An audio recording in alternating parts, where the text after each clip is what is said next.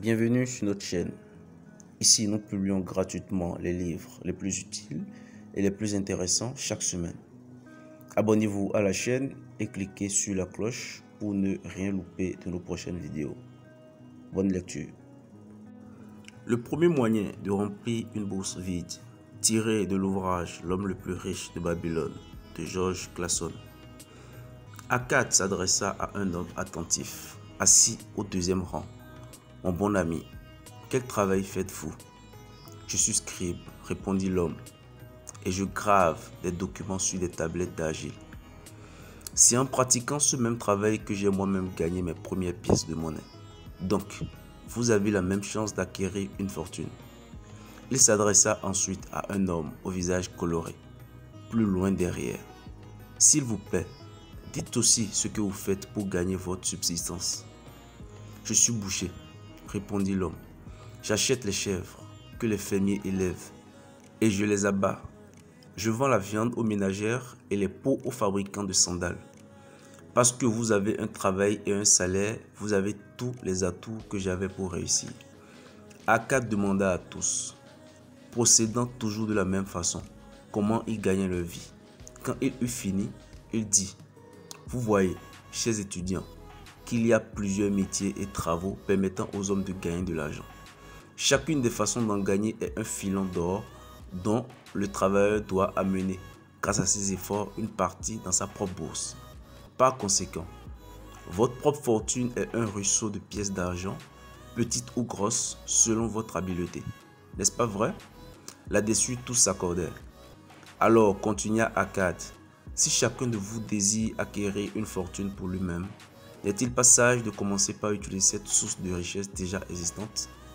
Ils acquiesçaient aussi tous sur ce sujet. Alors Akkad se tourna vers un homme humble qui s'était déclaré marchand d'œufs. « Si vous choisissez un de vos paniers et y mettez 10 œufs chaque matin et en retirez 9 tous les soirs, qu'arrivera-t-il après un certain temps? Il arrivera qu'un jour il débordera. Pourquoi?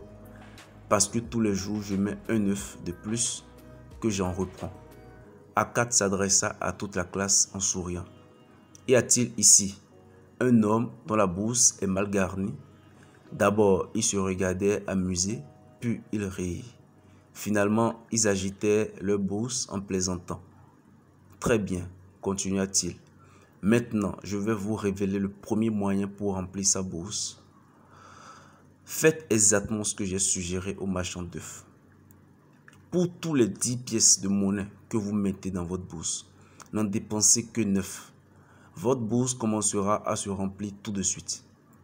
Le poids des pièces s'alourdira et vous procurera une agréable sensation lorsque vous les pèserez dans vos mains. Ceci vous apportera une satisfaction personnelle. Ne vous moquez pas de mes propos, parce que trop simple. La vérité est toujours simple. Je vous ai dit que je vous expliquerai comment j'avais acquis ma fortune. Ceci fut mon début. Moi aussi, j'ai porté une bourse mal remplie et l'ai maudite parce qu'elle ne contenait pas suffisamment pour satisfaire mes désirs. Mais quand j'ai commencé à tirer de ma bourse seulement 9 des 10 parties que j'y avais mises, elle a commencé à grossir. Il en sera ainsi pour la vôtre. Maintenant, je vais vous révéler une étrange vérité dont je ne connais pas le principe.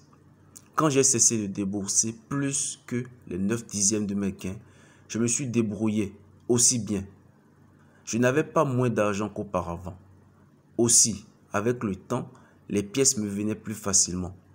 C'est sûrement une loi des dieux qui veut que, pour celui qui garde et ne dépense pas une certaine partie de tout ce qu'il gagne, l'or lui arrive plus facilement. De même, l'or évite celui dont la bourse est vide. Que désirez-vous le plus? Est-ce la satisfaction de vos désirs quotidiens? Un bijou, quelques parures, de meilleurs vêtements, davantage de nourriture, les choses facilement disparues et oubliées? Ou est-ce des biens substantiels tels de l'or, des terres, des troupeaux, des marchandises, des revenus d'investissement? Les pièces que vous retirez de votre bourse apportent les premières choses. Les pièces laissées dans la bourse apportent les dernières choses. Voici, chers étudiants, le premier moyen que j'ai découvert pour remplir une bourse vide. Pour chaque 10 pièces que vous gagnez, n'en dépensez que 9. Parlez de ceci entre vous. Si quelqu'un peut prouver que cela n'est pas vrai, qu'il le dise demain lorsque nous nous reverrons. Merci.